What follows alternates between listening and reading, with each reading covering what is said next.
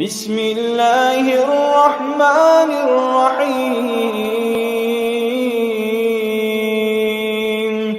ألم تر كيف فعل ربك بأصحاب الفيل ألم يجعل كيدهم في تضليل وأرسل عليهم طيرا أبابيل ترميهم بحجارة من سجيل فجعلهم كعصف مأكول.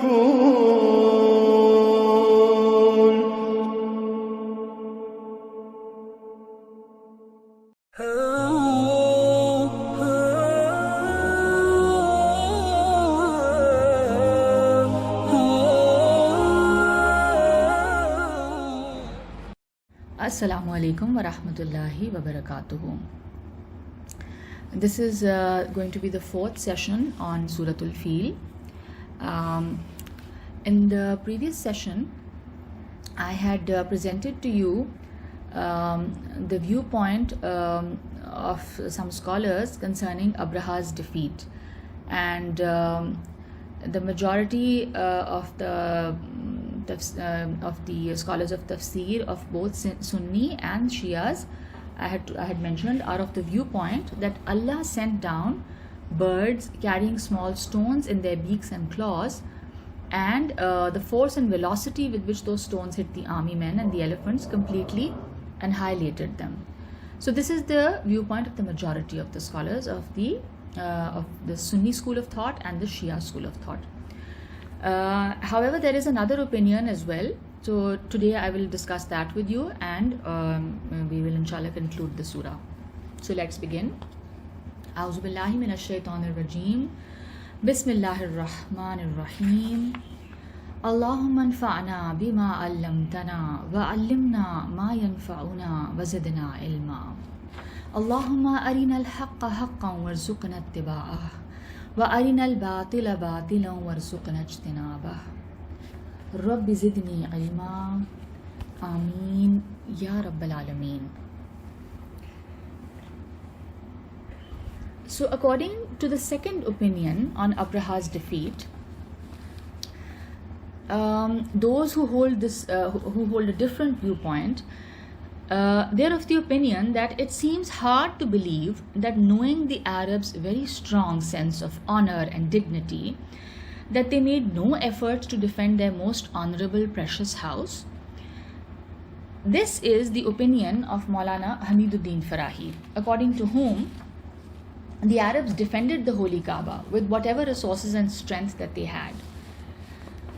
Maulana Amin Ahsan Islahi, his student, is also of the same viewpoint, and also their student Javed Ahmad Ghamidi Sahab. They all hold the same viewpoint.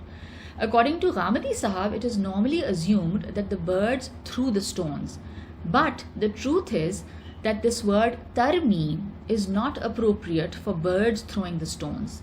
The pelting of stones on Abraha's army was due to the strong gusts of wind from the sky. The word seems more appropriate for that.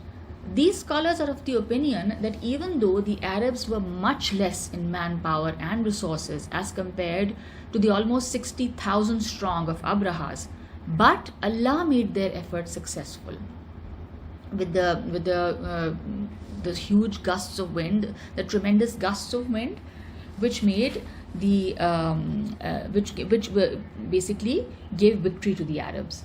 Amin Ahsan Islahi writes further in his tafsir that in the defeat of that mighty army, how much part was played by the Arabs and how much was due to Allah. Allah says, you were hitting them with stones. You, as in Allah is addressing the Arabs, the custodians of the Kaaba. He's saying that you were hitting them with stones and pebbles, and Allah reduced them to chewed up fodder. Meaning, your defense in the face of that mighty army was very weak, But Allah, with His divine help, made this feeble effort of yours so successful that the huge army was reduced to chewed up fodder. Our scholars of tafsir usually hold the opinion that the Quraysh put up no resistance or defense to the army of Abraha. But their leader, Abdul Muttalib, took his people up into the hills and left the house of Allah in Allah's protection. In their opinion, Tarmi's file, as in Tarmi is the action, right? The action of throwing. So the action of Tarmi, throwing of the stones, the doer of that action, the file, is Tayran Ababil. The doer of the action of throwing the stones is the flocks of birds, which means that the birds pelted Abraha's army with stones and annihilated them. Even though scholars of tafsir are agreed upon this narration, but due to different reasons, this is completely wrong. And he goes on to write that some of which I will point out later. I'm quoting Amin Ehsan Islahi here. After this, Maulana Islahi has mentioned some reasons which make this narration, according to his viewpoint, which make this narration wrong. Allama Parvez holds the same viewpoint. He writes that the Arabs had selected an unknown and unsuspected pass on the other side of the mountain. Not the Arabs, the army of Abraham had selected an unknown and unsuspected pass on the other side of the mountain so that they could lead a sudden attack and take you unawares. But flocks of eagles and vultures, which normally fly over the armies to pick up the remnants of dead bodies or their eatables, started hovering over their heads. In this way, you realized from a distance that some army was on the move behind the mountains. Thus, their secret plan was exposed.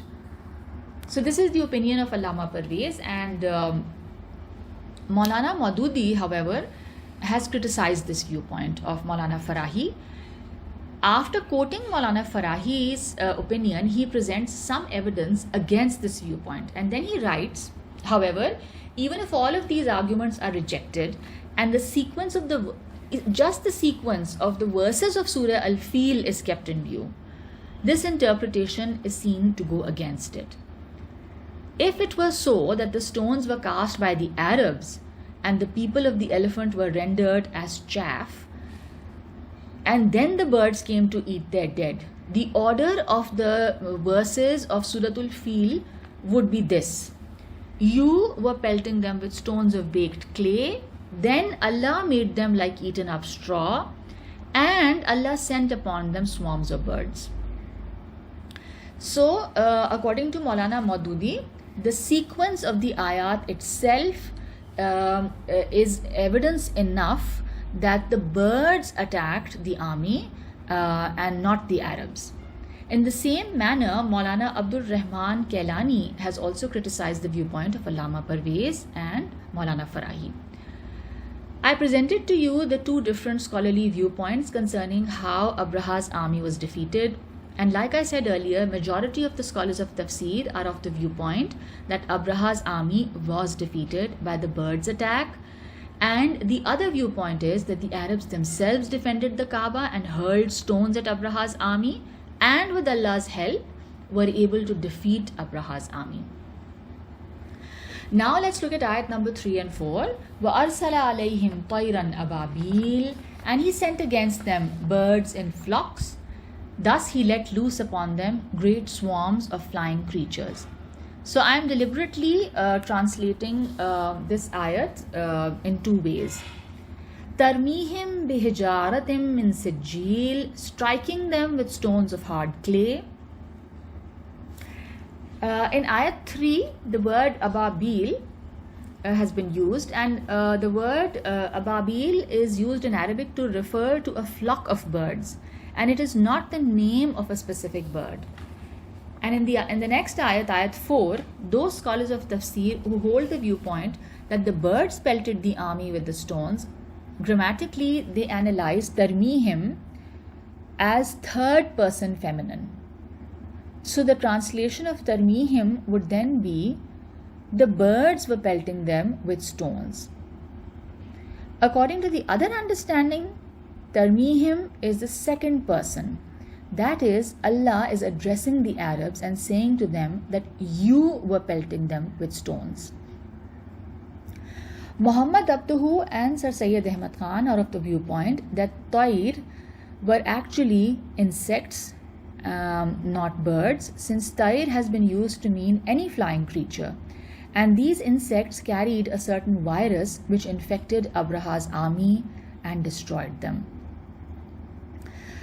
فَجَعَلَهُمْ كَعَصْفٍ مَأْكُولٍ, and he made them like eaten straw.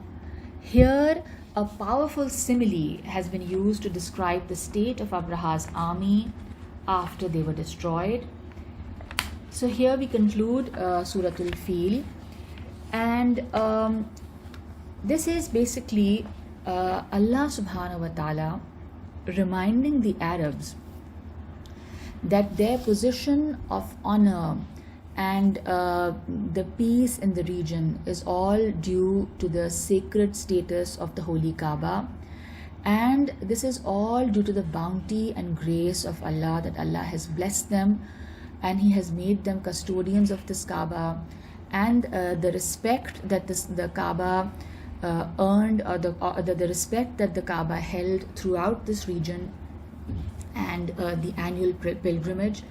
All of this was surely just Allah's, was just utterly His bounty and His grace that He had blessed them with this, and it was to remind them to show gratitude to the house, to the Lord of that house. And in the following surah, Suratul Quraysh, which is said to be a pair of this surah, Suratul Fil, and it seems almost like a continuation of this surah if we read the meaning. Inshallah, we will discuss this further. And also, if one reflects that such a huge army, such a mighty army of 60,000 that this region had probably never witnessed. Even later, after the prophethood of Rasulullah sallallahu alaihi wasallam, the mightiest army that the Muslims encountered was mere 10,000, which was all the allies put together, which was the Battle of the Trench, or Ghazwa Khandaq as they call it. So they had never seen such a huge army attacking the Kaaba, and such a mighty army and facing such a humiliating defeat. So this is to remind human beings and of course the initial addressees of the Quran, that it is not all about numbers and physical resources and strength, because Allah works in His own ways, and the ultimate outcome, of course, is all dependent on Allah's will, and one must always keep that in mind and be mindful of God. So here we conclude Suratul Fil, and I would appreciate feedback. ربنا تقبل منا إنك أنت السميع العليم وتب علينا إنك أنت التواب الرحيم سبحانك اللهم وبحمدك نشهد أن لا إله إلا أنت نستغفرك ونتوب إليك. May Allah grant us the true understanding of His text, and may He enable us to internalize the meaning and to be able to follow His commands, and may He also enable us to continue to study His holy text. Ameen. Assalamu alaikum wa rahmatullahi wa barakatuh.